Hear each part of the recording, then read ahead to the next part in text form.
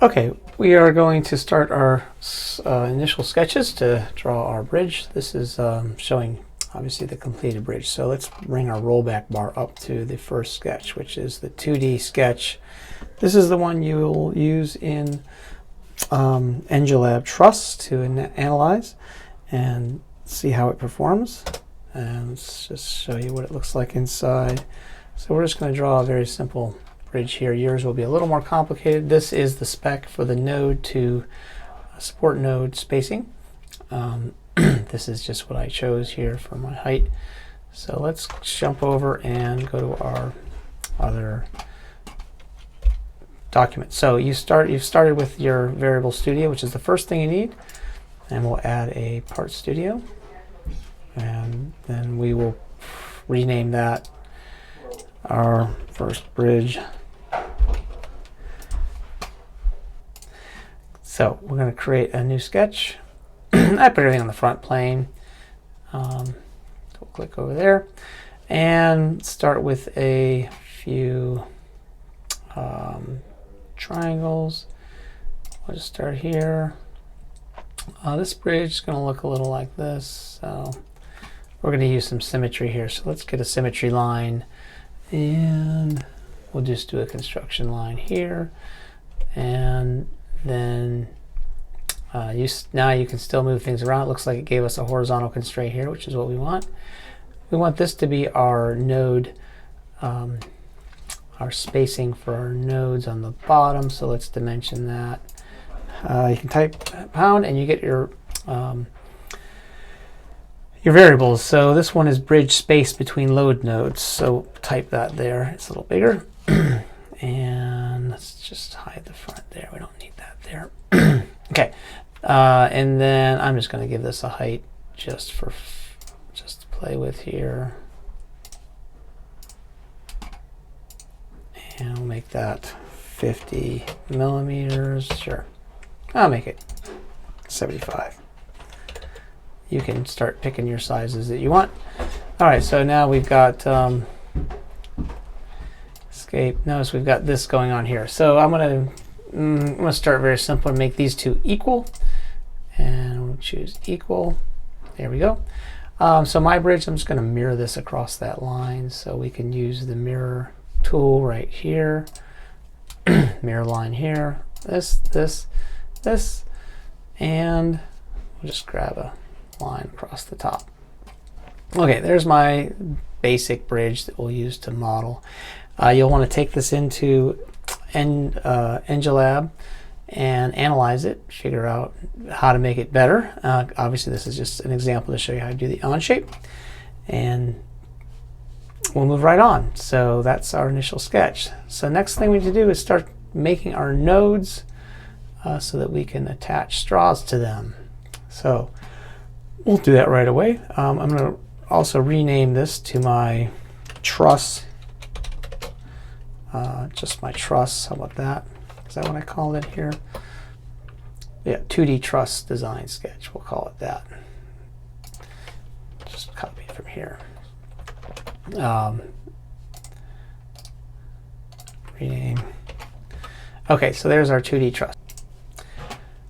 Okay, we're going to create our nodes now, and I'm going to show you how to do that parametrically. So we're going to create a sketch. We're going to call this our nodes. And pick our sketch plane. We're going to do the front again. Click over here. Sketch plane front. Okay. We are going to keep. I'm going to hide the. I got the origin down here. You can put the origin wherever you want, but that's going to leave it there for now. And I'm going to hide our planes here. Okay, so we want to start with, I'm going to start down here on the corner, start with a circle for our node, just our node circle. And once you click, you can type equal sign and node, type node. You can see all the different options for node I have in the variables. So this is going to be node, it's a diameter. So let's just look at diameter, node diameter. There we go, hit enter. And there we go, we've got our node diameter. We also have a circle for the straw, this what we're calling the strut. get a circle, and we'll put that in the middle here. Somehow I got constructions turned on. I don't want that to be construction. Control Z. I want a center point circle. There we go. And we'll type equal sign, and that's going to be another diameter, node strut hole diameter. Node strut hole. Strut goes across between the two sides. Escape. I can move this out here, get out of the way. Keep these kind of tight. We're going to be copying this node and moving it around. So we got the two circles we need. Now we're going to use what's called an aligned rectangle. So you want to click down the drop down, and notice it has 3 points on it. So we're going to click 3 times, and we're going to click here on the circle, and we're going to put this. I don't want to constrain it to the. I don't want to constrain it to this line yet. It wants to put a perpendicular there. So all I want is a coincident, which is that line with a dot on it. So let's put that there, and we'll drag it out here. Now, it's got 2 dimensions, so we'll type equal, and that's width. So that's the node tab width, and enter, equal sign again, and this is the length. So you can just type length, and we know that's the node strut tab length. Okay, hit escape, and you notice you can do this to it right now. It should stay on there. We're going to add one more thing. We're going to add a point right there. That's going to be important because we're going to use this to constrain it to that line. We're not going to do it yet because we're going to copy this first. So now you have one of your tabs. You can just copy this tab. I don't often have you do copy paste in Onshape, but this is a place where it seems to make sense. At least I haven't found a better way to do it. So let's get this dimension off to the side. Let's bring it up here. Okay, we're going to grab this piece right here. So hit escape, draw a box around, escape, draw a box around just the tab.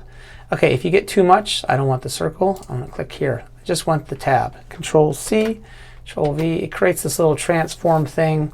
You can just click anywhere, and now we can move this down. We're going to move it down here. We're going to create our, I don't want it to go too close, so we're going to go here. That's going to create a coincident onto there. Notice it will, now it's stuck on there. And we're going to bring this down here and just create a coincident. Make sure you're only creating a coincident. If it's starting to make parallels or 2 coincidents, and move it a little bit. Okay, so now we have another one, and you can test it again. It should do this. Okay, so we've got 2, this is what we need here. We're going to go ahead and copy this. So let's grab the whole thing. Control C, Control V. We get this again. Supposedly we can move it and then click. It does move, so it just gets it out of the way. Now we're going to bring it, and we're going to constrain this point here up here. So there we go. Notice some of it turns black. We want another node here. We need 1, 2, 3. So let's do that copy again, and I'll show you how easy it is once we do this to C, Control V. We don't need, we're going to constrain this. You can't constrain it with these arrows. This is called the transform arrows. So just click and then go down. We want this point to be on the outside, so we want to bring this one here over here. This might be a little tricky. 1 constraint, only 1 constraint. Now bring it around and get the other constraint. Doesn't matter where, as long as you only get 1 constraint. Notice here it was going to create 2. I don't want 2, I want 1. Okay, now here's the magic. Let's copy it, because I don't want to constrain these yet, because when I copy, notice it copies everything. And these are all still variables. So if I got to change anything, it's going to change them everywhere. So we don't ever want to type in numbers. We want these all to remain variables. Okay, so let's grab one more copy of this. We got to make one down here. So Control C, Control V. There's our, we can move it down if we want. We can grab this and move it down. Click, and now we can drag it here. Going to constrain it there. Notice you get part of it black, and we need here. We need one more tab. So let's grab. We'll grab this tab over here. Okay, again, we got too much. Click there. Control C, Control V. That's fine. We'll bring it in over here.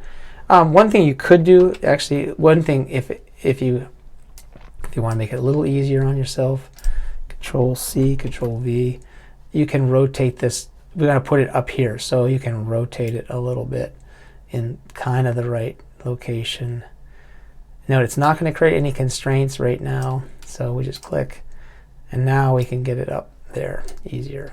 Shouldn't be creating any constraints anyway. Okay, we want one constraint there, and there, one coincident.